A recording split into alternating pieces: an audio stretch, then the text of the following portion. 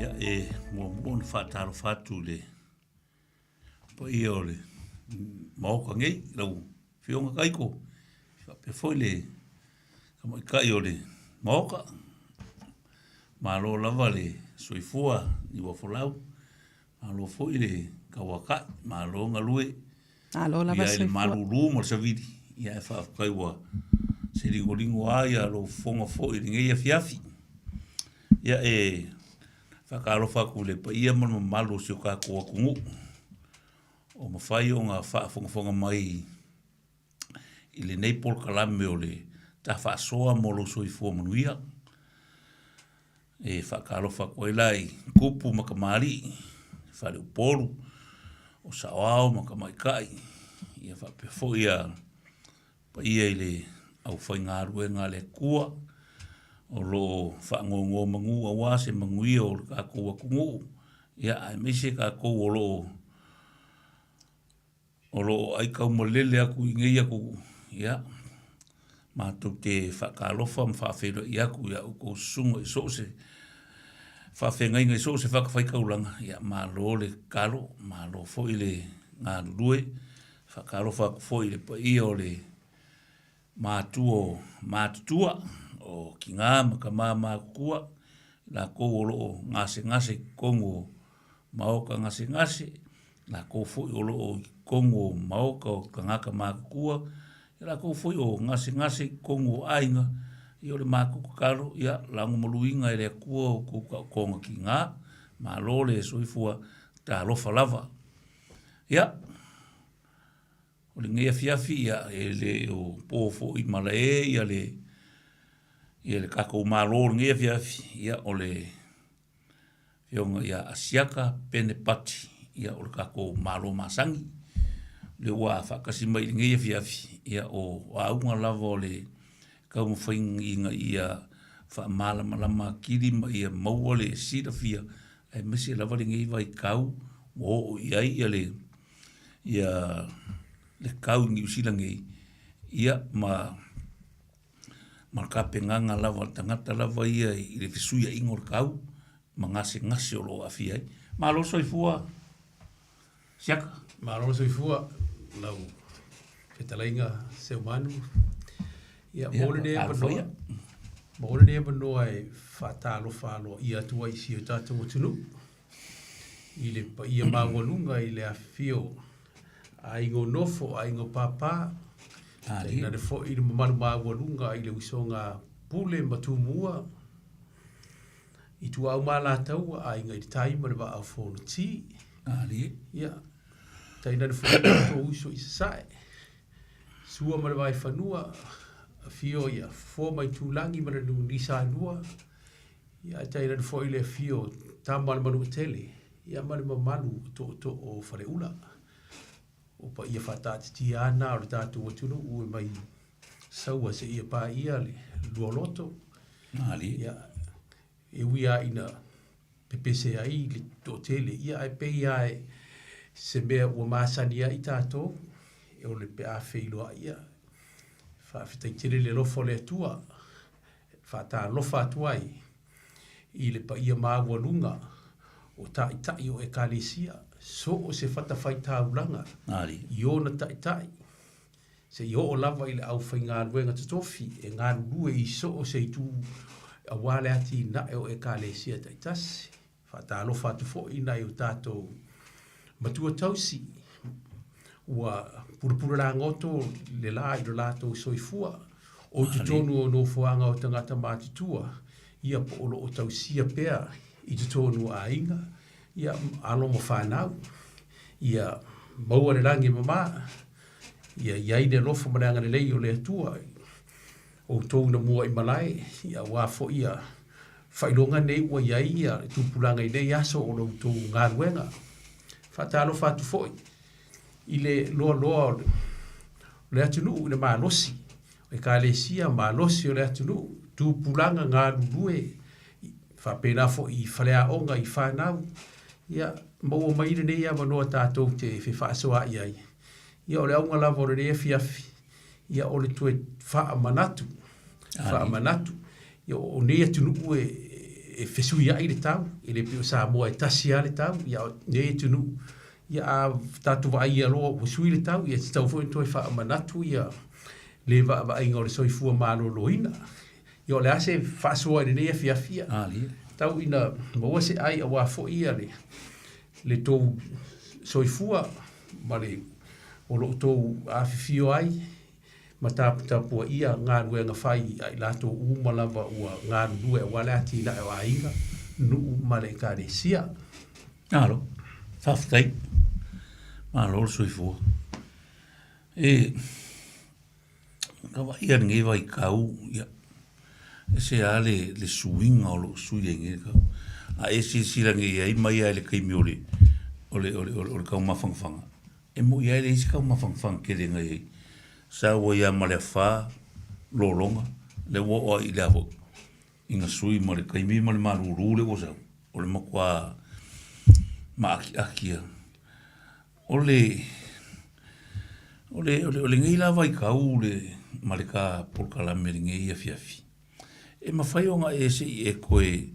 fa makala lava ia ngisio vaenga o lo esi da sila ia ile aso male aso e mese ia ngase kuma voi o lo lalo lo ainga ia maisi ngase kaua ile soifua ole ile vaenga o lo ia nge vai kauma ma le fsui ingo kaure o lo ia nge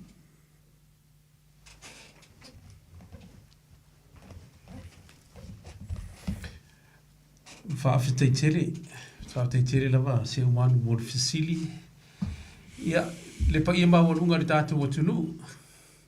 Ia, pea o le tāuare nā o le o moi fo i le neia fiafi. E le ngata ina sui o le tau. Ia, o le tele fo i o fuafuanga. E le ngata i e ka le sia o a inga fe malanga ai. Wa e matau tia le nei vai tau. E fai o le pesi o wha mai, o le manulu, o le whemalanga ai o tangata ia nei o le tātou atunu. E matua i tō tele. Wa, ki leo malanga. E tō tele. Ia, e te tau lava la, una watu foi se whautuanga e ala tui i o ma ua tangata. Mo le soifua Manuia ina o tātou tangata. O le tā ua ia, o le mea siri ona i le nei vai tau fo i le lau tilo i meo tui, si tatu, si e watu mo se whautuanga fo ile i tui, male whemalanga i o tātou tangata. Sa tau whaamatala ma tau whaamanino le tā ua te leo tui. O le mele watula i mai, pi ua vel whemalanga o le toa te leo i la tau sa tau fuafua a ua mai e whai tui. Tui il koviti, tui il furu. Ona o le la malanga. Ia ua matua i se lau pasene le sao. Wa o le tātou atunu o le taimine nei. O le matua i pesi o le fulu. O le matua i pesi o le COVID. Samoa. O le whaafita auli lea e tupu Samoa i le vai tauli nei. I lau mawhau atu iai. E leo to e popole fo i se si e fai se rat test. Le test fo i lea pe po e mau o le COVID pe le ai. Tu so wālua i le langona hoi lea ua le oto iai, ia po ua le se a whaina. Ia e matua i whaafia loto lava lea langona hoi lea, ua le se a whaina. E pau ale mea i whaamalusia. E tu sa lava po lea, ia e pui lava. Pui, le ua mānaia lava le toa tele o tātou tangata malanga. Ua le ai lava se tasi, i le nei masina, ma le masina taruai e malanga. O tu e malanga ele i whaia ia mwha atua ia tui il COVID.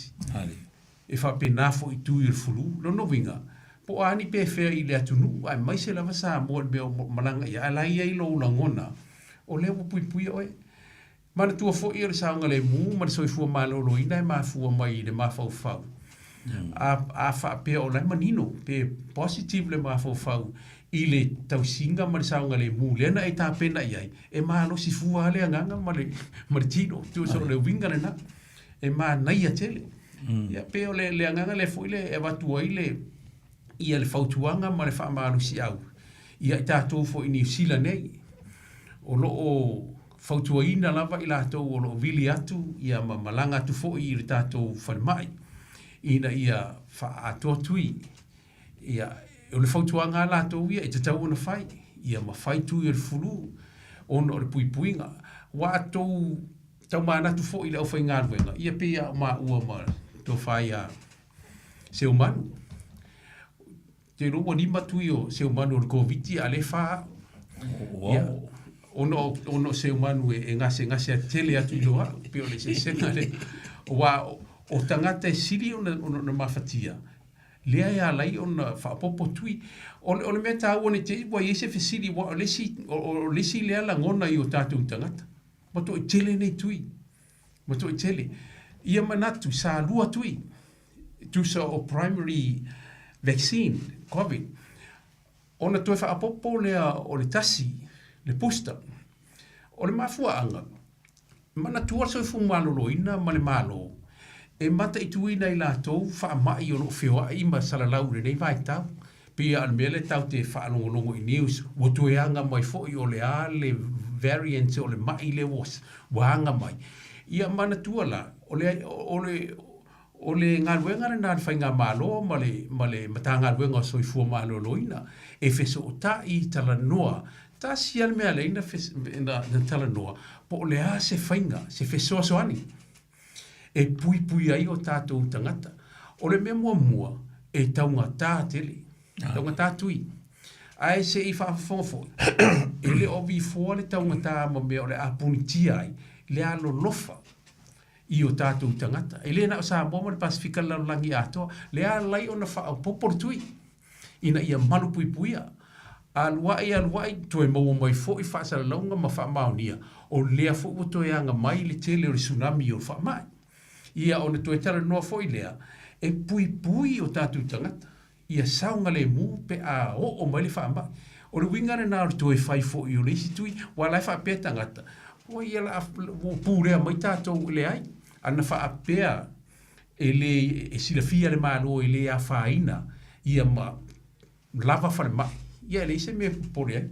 A le mea le nā, ina ia malu puipuia. Le ea lei ona lima ia tui o e siri atu ona mawhatia pe ra vaenga le ua stroke ia po ua pepeang ua na no nofu whale ule mawhaina whai se ngā luenga o le dialysis ia o mai fatu o lato uma ia e ala na whaapopo whaalima ona ua le mawhai la le tino ua vai ona lava ia le marasi anga po immunity e te ai pe a fia i whaamai. Tu so le winga lea ia malama iai. Wa o tātou watu o tere u tangata e a whautu atu mtara no atu iai wa te tauna whaailoa. Ia e saule tali e le ai pese e ai se taimi. Ia a le me whaanoa noa ai po le ase mafua anga o le te e le ai se mea. E le se mea. E le muse mea rinki. O le loa ia tate le tara noa e nā mea wai e pulea le. Ta mare ro matua ia. Pio de langona re nā foile. A le fautuanga ia i saunga le mu. I saunga le mu. Ia lera o mana ia o i Samoa o fai tui. Ia mana tua le si mea lea. Wa to te lea e ka le sia o fai fono tanga le tausanga ne. Lea o le whakasa. Ia o le metitisi le sauni atu. Tari tonu fo i le AOT. I o fo i. O tapo ingo mana ia o i le Kakoliko ia whapena foi. O e kale sia uma e ia i la sofitu. O whai whono tanga i tausanga malapa. Le ua ngātu ni Samoa. A logo tō whawhonga mai. E matautia le COVID. Matautia i le fulu i Samoa. Rono winga. Ua tō i tā ua lava. Le mautinoa. Ua whai o tui. A walela e ngātu le mea. E siri o na... Wa oni tu ia tātou whapeo le au New Zealand ia no mai wo mai le ngase. Le ai a liu mai foi la mai Samoa o ngase mai Samoa ona le foi o tui whapena. Ia e mwhai foi ina whapea atu i nei. Mo tō wo i Samoa, mo tō wo mai ima nei whamai. Tu sa o mea mo whapea. Ia e sili le puipuia i lo le tonga fitia. Nā lasi ngau. Mai makauri le lao. Ia kaimingi. Ia o le whainga kā hoi le ringa whaakari kongo inga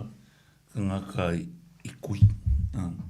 La sa fo kuanga fo e mo ko ole vai aso ole wa maka fongo ale e fakasa fongo komiki ese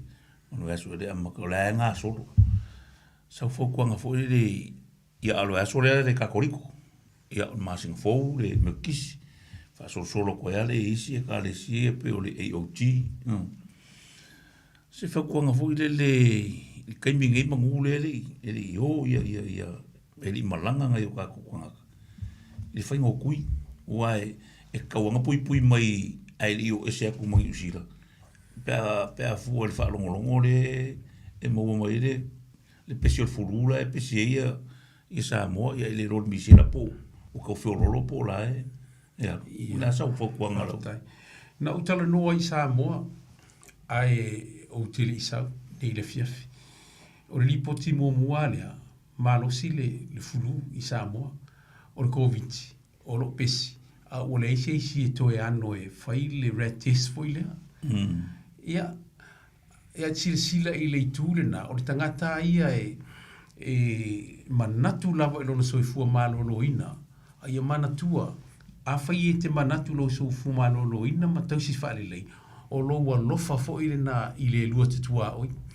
a wa a fai e te pesia e whērwai ia o le a whapena o na pisi atu isi ia maise lava o sio lava au ainga i le whanau manie mātutua tō tino no whaatasi ia o le a fia uma o le taimire nei ia le watu le whautuanga watua i o fia au ia le tō tele o ngase i o watu wa Talanoa atu ia wa mataulia maua uma lawa i whaamaumaunga i whaamaumaunga wa fia tui o leo te whautua lawa i tangata na ale tainua taitolu le al whautuanga le abi iai e anga waa oe eligible i leisi tui ia aua te manatu i seisi tu ia po fea lava e pule lava o ia ale soifua maloloina ma le guideline po le taiala ia fai tui ia manatu le misela i Samoa le to o tele le au whaau uri tu e le whaia ni tui o tamaiti ia o ono malanga i Samoa i le whaingawa o nga fo ia pui le misela ele i oso le misela le mea lea na whaale tonu ai ma le whaingo tui ia e whaanoa noa lava i le teimi fo i whisanga i ai tonu a onga ma komiti i whaapena i le maalosi le langona fo i lea i mumusu e whai tui ia ai se sila le teimi na maalosi ele misela ia wa mua i lumo le kiu fo leo e whai tui e tangata ia sa mumusu i oi na fata mai tia watu fa na o mua i luma tangata matua nei sa mumusu e watu tamaiti ia alono winga e fefe le oti ai to fefe le tui ia wole loa la po le asa tau ona fata u ala mafautuanga ale soifua maloloina o tangata o umana o oina ina ia whaia ngā luenga lo whai pui ai o tātou tangata. Ngalo, whawhakai. Ka uoia le whawhonga mai fo isi ka kōkungu i le taulongolongo pēr ma le whamangaku ale ofisa ngei. E au ngā le whai o le makala le ofisa le South Sea South Kia ia mo le whai ngō lau pustalongkolu ia o le kui o le fulu ia makui fo ia o ngā i na ia long fa mai se ngi vai ka o le manulu ia makaulia mai la le la alu le ia usunga fongi o le asa u fo kuanga i ngasi ku maula ngi malako wafo fuala au le e kapenga more paftai ta u ma ne il fisili ai se ita mo atua ia le vanga le tui tu sai o le South Seas lai fai ai tui ma tertonu wa silafia uma ia le vanga foi le MIT le mele sai le library MIT ai le tapunia le na vanga lo fa nga le South Seas o fa nga ina mo o ana nga luenga foi le wa ia por kala me fo so ani o tatu tangata a o tui e mawhaia na whai whaatasi a whai li whaia i li ato tui ir COVID o mana o whai a li whaia mara tui ir fulu e mawhaia o na whai whaatasi e le a whaina e te suane la e walk in pe na ale halua i ai lesi appointment I le nofuanga lea, le se appointment. Ai a whaapea fo ila e te luatu i le clinic. Ia pe a whaia o na le tui furu, wai le whaia le clinic, ia le tui le COVID. Ono tau mwhai lawa ia auane i tumu whaapena. Ai whaonga i le vaenga leo le MIT leo mo whai ai. Ia ai au ngā fo i le luatu i le clinic.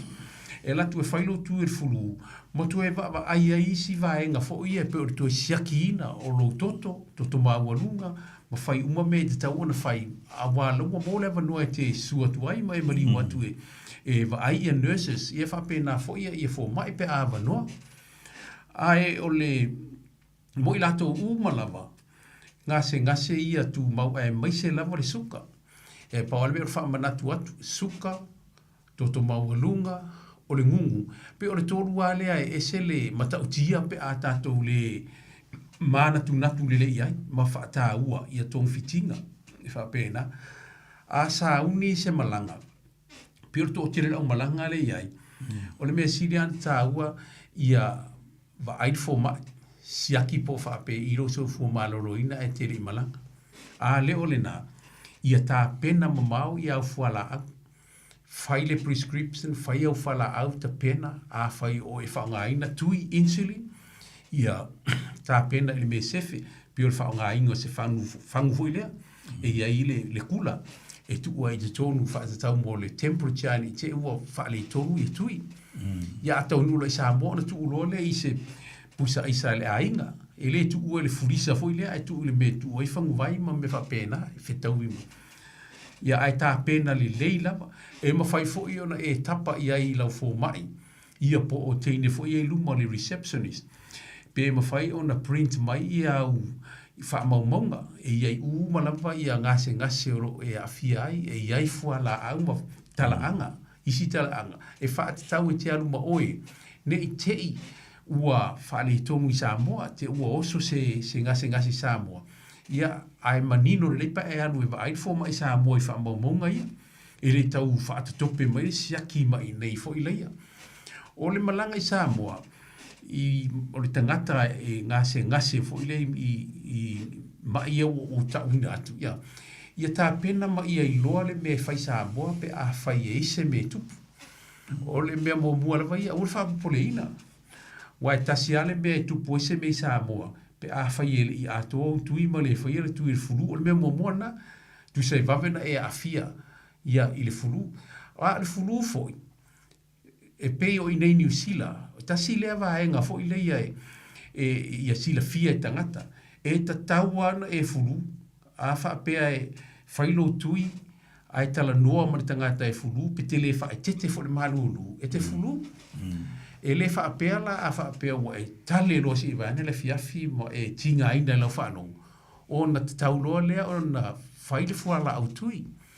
le ai e le o le winga le na e te tauana e fulu e te tau fo ina iaini na iaso pe tolu, pe lima, pe fitu, pe ova atu foi. E whenga iai o e ma le wha mai le e a fia ai. Na le paulawa le wha mua mua le tangata nei. O le tausia o lona Soifua Manuia mue mo mua. Aua ne i mango lo tino pe dehydrate. Ia tō anga inu le vai. Inu le vai. Awa a wha apea i te le inu. Mana tua a e ngase nei ngase pe o le furu e te fiwa. A fiwa e whaingo fie o na mangortino pe try. Ia e a whaina i whatungao. E a whaina whatungao. Mana tua na ngā ruenga whatungao o le vai mama. E inu e vai mama i nā le vai ma le toto alu i whafore la pisi le whea vai se i tulo. Ia ai alu le mere le lato i tau se le tino. A ele e inu. Ia lisi mea ia malama ia e tasi lea mafua anga o meo maafo ia Talanoa i tangata o maasai whatunga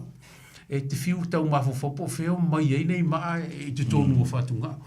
ai a whaapea mango ia whatunga e whaingo fie e lava ai maise lava ni tangata e ngase le suka maana tua e sua malie ia le whea wai suma lie fo i le ano le tino se vane le fiafi.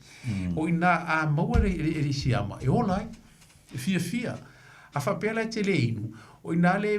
numeratasi na mafuai o na iai le siama i le whea wai se i tulo. le te watu fo mai mo whaingata ma whapena e whaingata e burning fo ile mu pe a whai o aunga o mana i mamalama iai o le suka e mua lava whaina le mena a whapea fo ila e te le inu lava pe mere whea tu e mangolo tino e mangeso ai pepe fo ia i siama nei te tonu o le whatunga o le pepe na siama e whaaputu a matana pia apai le chen i le maa le e la titi mai lava le te ratu whaamatala fo mai to anga inu manu wa pe o le neone fo le nini e whaingofia una flash pe ese mai maritino a la po alo ia o ina lo faisi faingata ia ma vai ro isi tonga fiti fo ia e pe o laser treatment fa então fai e fa marul mele faingofia sa fafo ia a mata tia amba malo si te vole mafai ia o aso la sata oto o kasi te tileta o tonga ya fai ngai tau mo faingo sineta mo imela titi alma ia o le ma tu son ma fo angana o le ma i fatu ngao io e ia si ia ma fo a pe mele va ai mo ia mo tatu tangata ai mai se suka o le ngungu ia o le ngungu e mana tua fo io me ai nei e le ma fai e ma fo anga le ngungu ma tatu talanoa i tau sami nei fa mai sa le oka o me ai red meat ia o di tele o apatuna o mene e mo ngo fie tatu Pasifika a o fa tau pi e turi wa le ngate tau ngo fie ia a tatu mo sare na o mo me sa mani fo ia u sa mani o ivi e selma ia e ma ia ia ele mai ai tu sa le la fo mai ia langa o Seumanu le isa sto ino le ke ngasinga se ai a o le si tafa mal wale mai yeses tu sa le o tasile na ambia e sele mana ia pe ama malama ia e o me ai na mai i le fofoanga e tau mafa matau se sami e mau o Soifua Manuia o le mea le tupu ua tatou over le limit ia o tatou foi a Talanoa nei e le sisi o le vana lau le a pe fa nga foi le temi o le Talanoa uma ina to sa ilo le fa mai e wa over foi e tu sa o ngase nei ni ngase mai se mafua anga ni matua po e me le Talanoa ia e moi ai le o i tu sa o ngase mai mea ai pe a tatou le fa tete o wa le mea ia o le numero tasia lea o le mafuanga le sisi mafuanga numero tasia le suka o le ngungu o toto mawalunga i mea inga oa tu sala o ngase nei o ngase fausia li tangata ele o mana oa le suka po o le ngungu e sau ia te oe ia a oe lai te tu amatau valvala au e ala i le mere te faia le te faia pero me foi lea ele tu ina ni si fala putonga ma fai nga ai ma tu na i ma me fa pena ai o le tangata lava e fua na te fua ina le tau sami wai o mana ia yo ta pena ia le fa pe watu e se tu la fono ale uma na fa sala le o le ai e te fua i le mete i loa o life e tawi e pe o le suka mana tua fo le suka e o le suka le tino wa le o le manatua le suka mana umia le tino le suka a le suka ia e tu sa marta avale foi le ale pensi e fiu ki le ola io a la titi lo foi ia te fa longo qua o le me io na le pawale me ale e se me to top up por me le ia e le o le fale e fa pena le suka e ia le tino a tatou e fua le mawalunga i le mea lai mana o miaritino. Pia o mea lea lai o na whaongale mita fo i le e teste ilo i suka. Ara to o tele ata si lea lape. Ora to o tele o tatu tangata si nei ata mai nila. Ai pala ai e teste i le suka. Ai mana tua a e le siakia lo i suka. O oe fo i lea o le tangata e sili o na vave i le dialysis, po le stroke, po le mai fat wa fo ile e alu pongi sa la vala uta vale tu e pa wale mele fa te te mi la via e fa penale va vai in mele a ole mita le te fa nga e te tawa so senga se le suka e te tawa na yele mita wa ole ta yala le pe ole fautuanga le fa yatu ai ngase mo tatu tanga fa nga le mita wa sa fa ilo la fa ilo tau saminga ia ona e fesili lore le mita pe te tausami pe le ai ia pe tausami foi o lale tele a wa no mela ia le tau mai ai o lai fetaui po ova o to tele o tatu tangata e o atu e talanoa atu a esel mela tiro ia i wailoa le i mātou ia unga foi le o oversuka ia pe o latu foi le appointment foi le o le nei ai fai atu le tautalanga foi le meta una fai ala to fa lava e fai to te me po on mal malamba i me nei e tu so winga na le mau lungo le suka ia o lesi fa mai wota fiwe inu ele malia e mango mana tua le suka o le penicini o le energy e vevela a mau lunga tu se try a paritino ia a mango le tino e mangeso a ti e fengalo se me pe fuala pi e to mangeso ma o si ama ia e fiu e ba ia asi ma o sia la se me o lo vai se tu lo ia e mala marta e o mu ato o fula fa mai tato o pa u ile mu ale ai tu so le tino o tanga te su kai pe fa tu e su malie a mo si ama ia e pei o le askurimi foi le ko fia o la e vave ale ale ina vave manu fa pena me foi na e fainga tai ona tape foi le ia ona e fia si ama o la e faingo fia na tape pe a foi tangata i fal mai ma ho fal mai ave po la e fai malia pe o tua e u lava ina lusi pe tipi se tulo i vai wa fo e fiu ata mo fai ai palpala ele ese ia ona adu ala sia mai tu tonu ano le vai le fa me fo mai a fai tipi lalo la voi mele fa le tonu ia o lunga sia mai e ko ekipi fo la causa o le anga ai si le tu ilunga ile me ala mo tino io o mai sia ma wa a tipi na tonu e tasi ai le to e fai pa wa me alento e fai pe ale sta itangata ai le fai ase me fo ia me le o suka e fo ia ele se me Paul me e fo ia e control kuso we e fua me re la me tau sami usita ia fuala au ia mafua ia e loa o lai de nu mela la vale te tau na ia a faile mele ale ona toru masina ma vai fo mai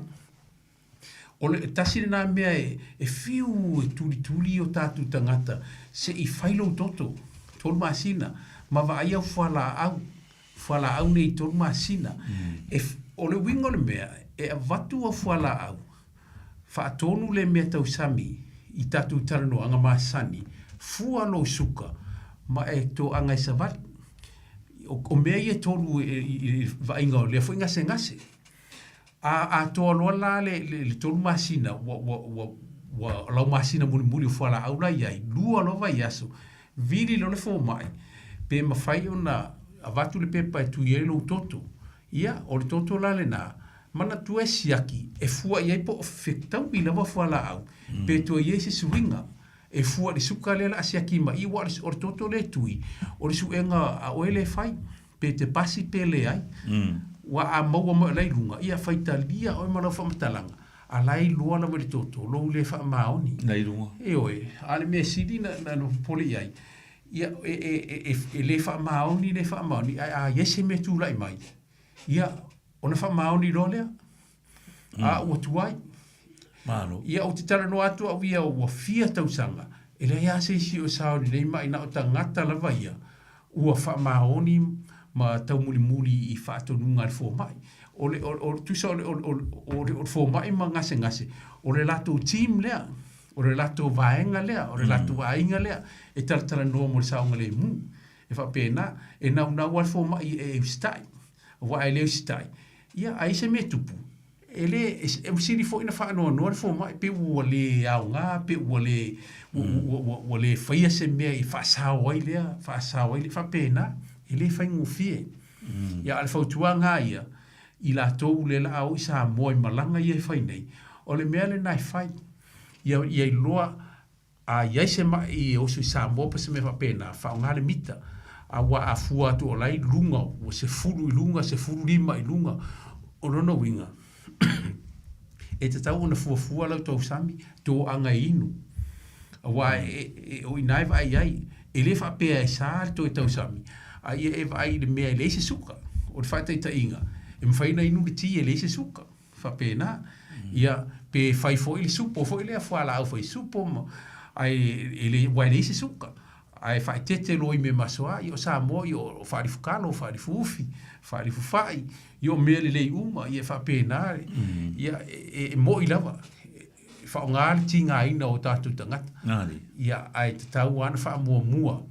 ia Soifua Manuia wa fa fena Talanoa tangata pe a fai wosoro ngasi Samoa wa mena e va ia e ser tau ia wo mana ia fo ile ia le ia Seumanu fa me Mateo Marinei po ale ala u to ma fo i to tele o malanga ia e sa uni nei ia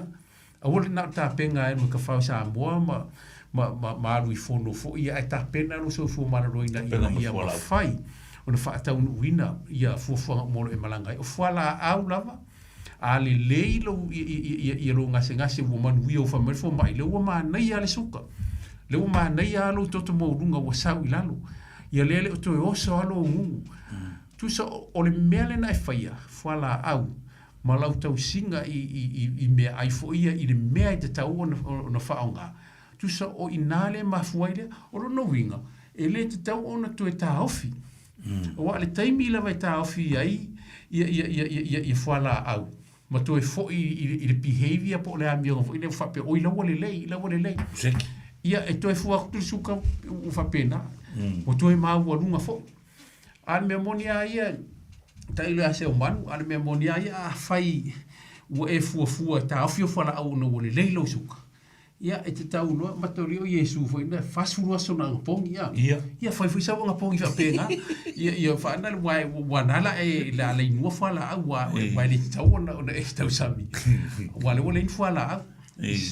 se lo se fai fa pena al me sa ia a Manuia e mafua mo mea ia ona e tu mawailia ia le tu te oi fonu tanga le malanga i fonu tanga i kalesia ia le mea lea e tau te o tatu wala lo fai le ia e tu mau le ia po ia lo le mea o e te mafana fana la e te tamauti noa la vare ia lo saunga le muma ia la se fai si ka marolonga se i piinga i fisiri ia ka fa umoilai ia e tu atua leva noa i le tunu po ia fie fisili mai ia mangu le mo mai ai mo leva noa fo ia atua i o le clinic ia ai mesi o tatu tangata fo ia le ngangana e tutu sa uma fo mai ai ese ia le Faasoa i marikiri vaina o tonga fitinga ma mea uma nei le toto ma fuala au ma mea uma te tau fai i le ngangana o le ala o tomo fai lea ia mo toi manino al Faasoa ia fai ngofia e mama lama fai ngofia fo le nā tau singa o lo ngase ia fai singa malolonga le kikia ia nga se fai pesi fesini ia ka faa wawo lola ia talofa lava o le polkalami le nei o le tā Faasoa mo lo Soifua Manuia wa wina atu ona o le aunanga ma le tautua le South Seas Healthcare whaafonga le tā o le valu i po o astofi lunga o lau le tio Radio Samoa tasilima iwa tolu a mo.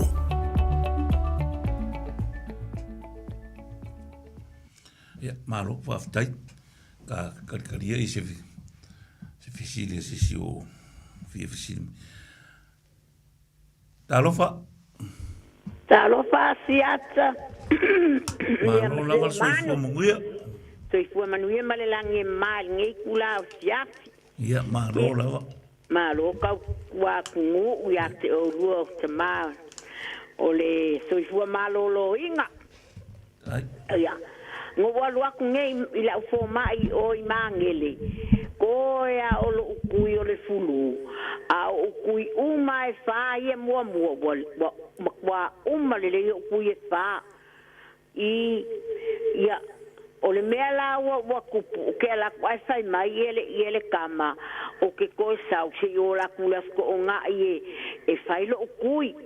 ia o le mea nga la inga ko sa ia ai ele fai la so ukui ia ale se o alo la skonga ia o ke kausa o wale mea fa ma on ia ke au wa makwa iseki alo suka ale fuaku wongo fiku ia peo fo le banunga ka mai le sawa nga ilalo ile lima ongo fiku ia ole o la se silia ngai ya ke o lua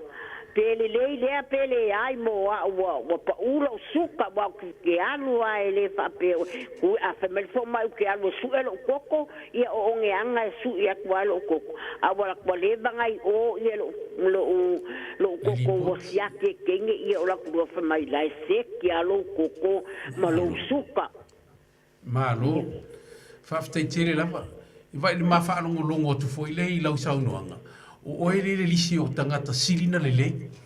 ia le tua silina lele o lo lava fa maoni le wala vale malo si lo si fonga e mori mawina ia le moni na pale si me fa no ai o le mo lo wa no e te o ai le fo mai ai le fa yo tu el fulu o le kama fa mai ke la kulas ko ngai mai sa volta oi e fai la fa kau ia no winga na ua fa atau le volta tu le tela tu ai ma lo o mo tu ma na ia tele ma na ia lo fa soa ma na ia ia o ma ma ngai ia le sumpa inga ko kele o leo nga sumpa ai ngai ma ngele ia o ma ngele o au sa ma ngele ia mata rio ma ngele le la fai ma city ia ele lo pe o mangele le ai talsia ia i tau mo nga fa pe e faise Westfield pe o manuka o mangele a fai nei ia no vinga ele tu e o sisi mea ai ma na ia lau Faasoa ma na ia lau moni mau i le fa fonga foi le tatu o tunu i le boni i le boni le mero sta e wa ele ia sisi mea e te Manuia ai o lo sita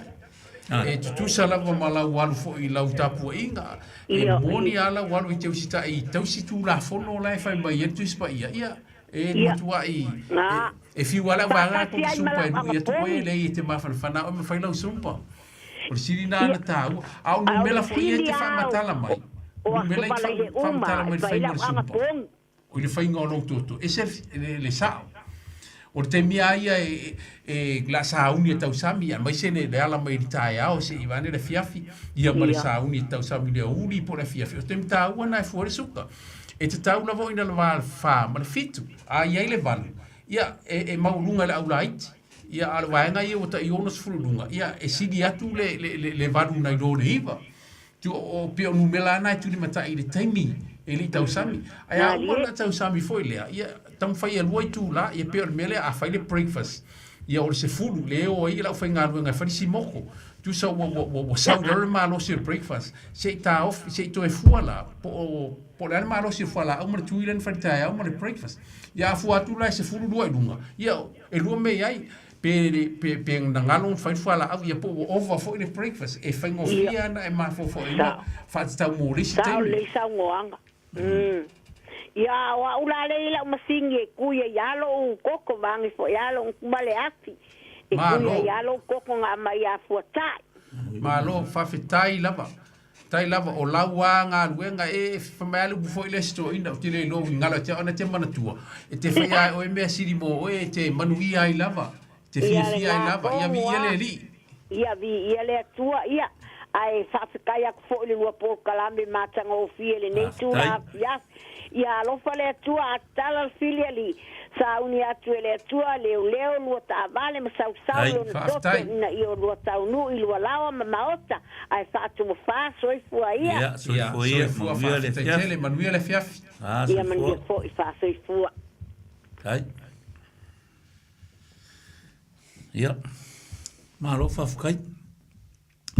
le mela leo le wa makaudia le la o ngeilanga ia au malanga ia o Samoa ma fora a kulola feilo i lo ma fe me lo la wa ngale o le ma ngia i o le mole ole afo ole vai foi le salapa ke le ka o mangu le salapa ke le ka o mangu le ngom o le ala fa lu fe sa siro ka nga ka le wa ku ngi ingu lola i o maualanga whaalonga a makalong whaangalo ngalo le whala au o le asa o whaukuanga i le vaenga leo le ia tino le ele se me fou le na mea le se me fou na mea e pauale mea ia mana tua le tangata foi lea ele taufia na whala au po ato ia tonga fitinga fo ile e wa me mana mo meo mana tu fo yo fala au nei ta tu te fa ngaina ele a mai ai sisi me o a la au o pa o la au o fu o la me fa na kula io me fa na tu la ala nga le wo fai fa fala au ele au poto ina ia fai ngo fie o na inu o afa ta to pen fa pe o mai nei fa la le la tu va ile fal ile fo mai fa mai ia no e oni la u sa sala pa se kolu mani a pe se fulu ta le le ia o ina te faia na ngalu ai tu sa uma la o nei la au te au mai tu so me vai ia le la papa la ta ina fulu no po ia te la no fai o no se na pirta man po me pa no le vai tu so fo fa pe na la to ia le pui ale o fala au nei wal mele ia ta to e la ngona foi le fa me ta ofi ona lo tino io o me foi le leo ia io ma fo nga o ta to ia ai ese le io le fainga tu sa le malosi a fai mai ala le malosi le pe se fulu miligram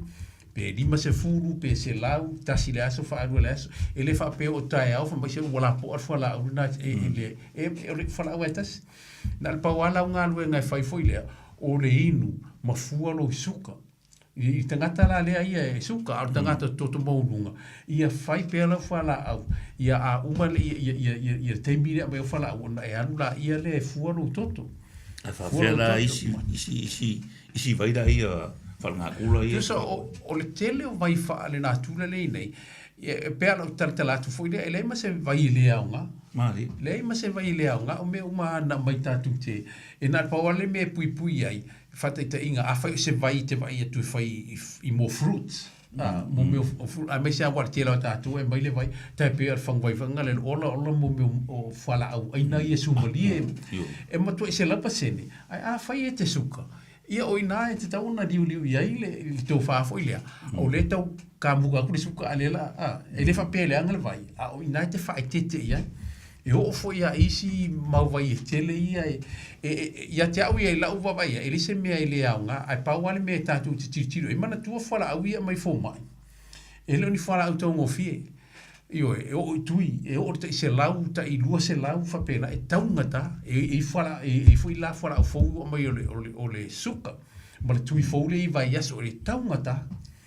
ai lai e so ni le malo e te tongi o no winga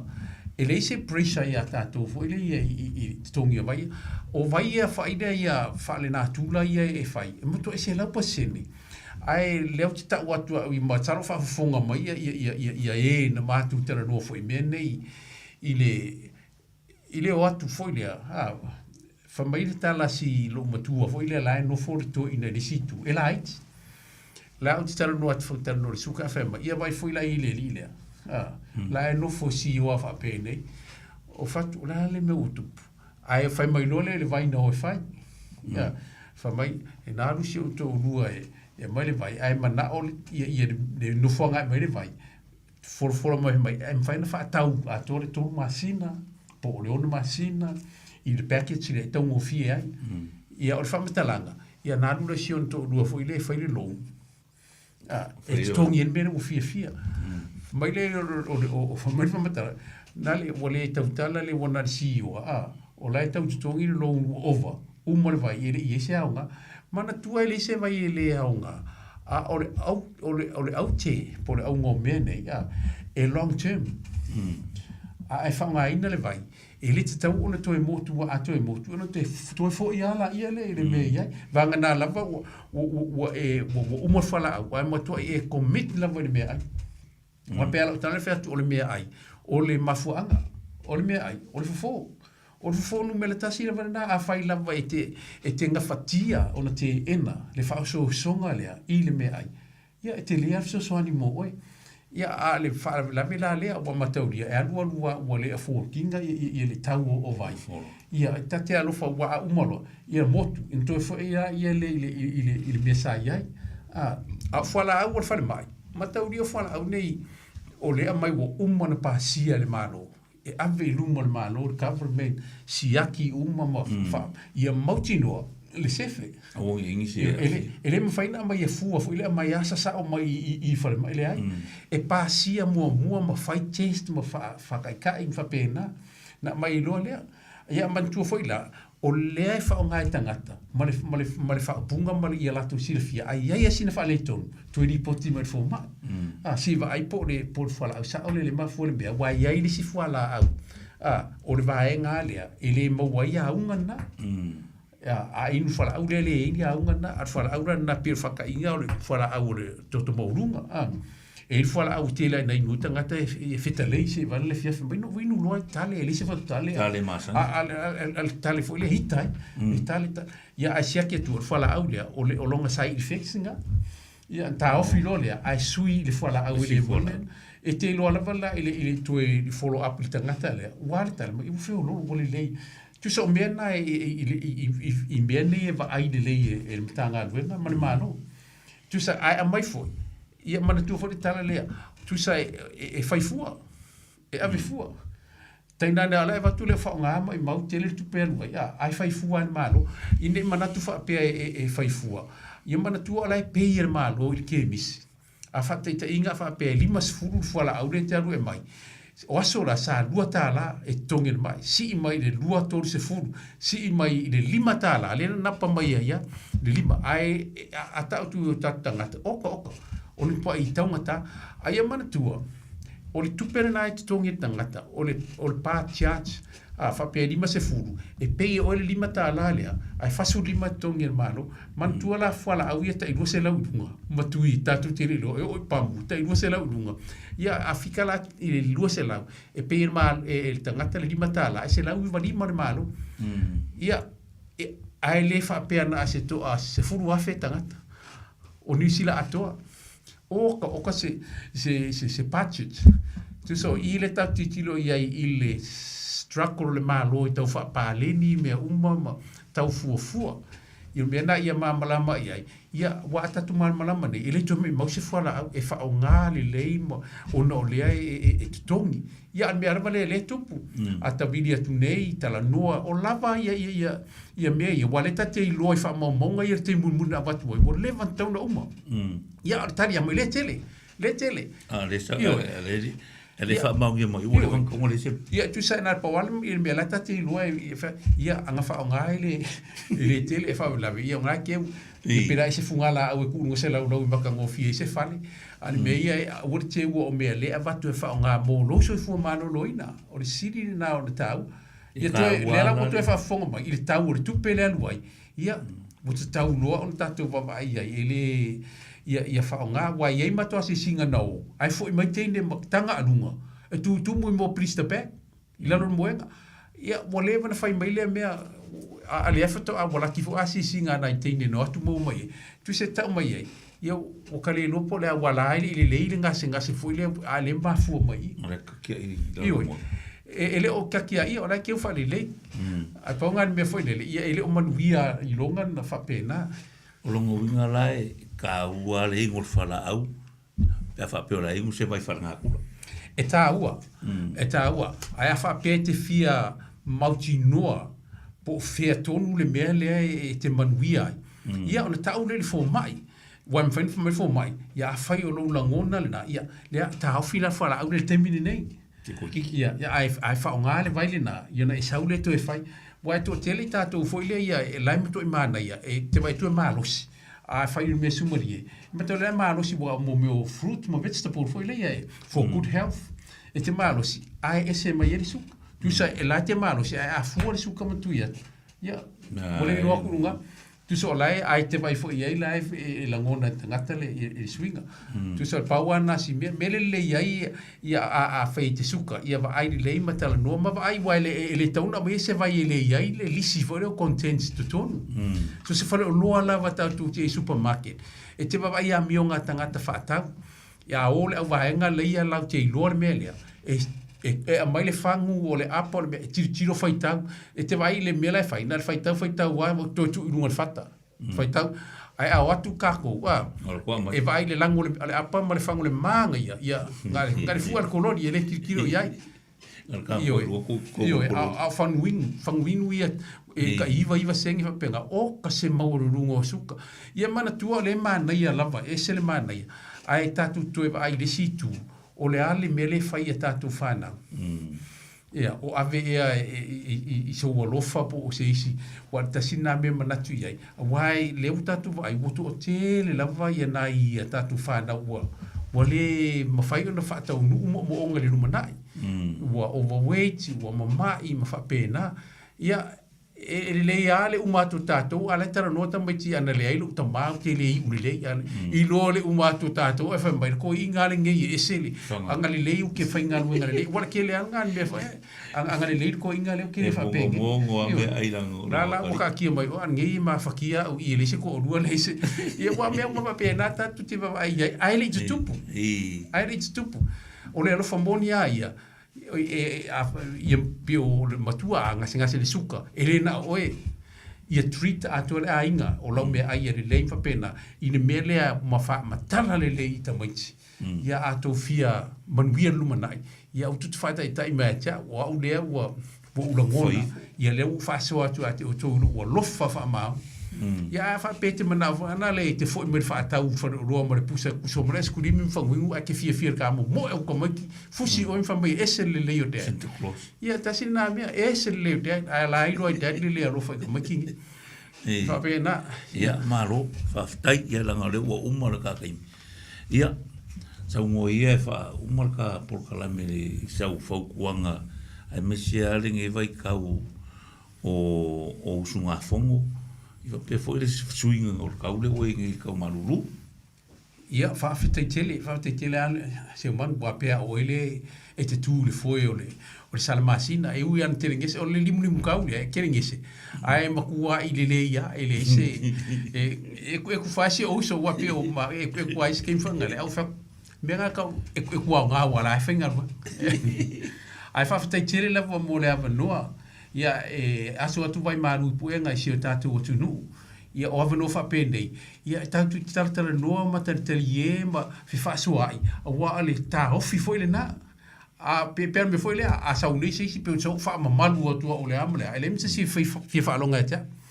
a tartara no fi tu fa pe e le ma fa ina ngano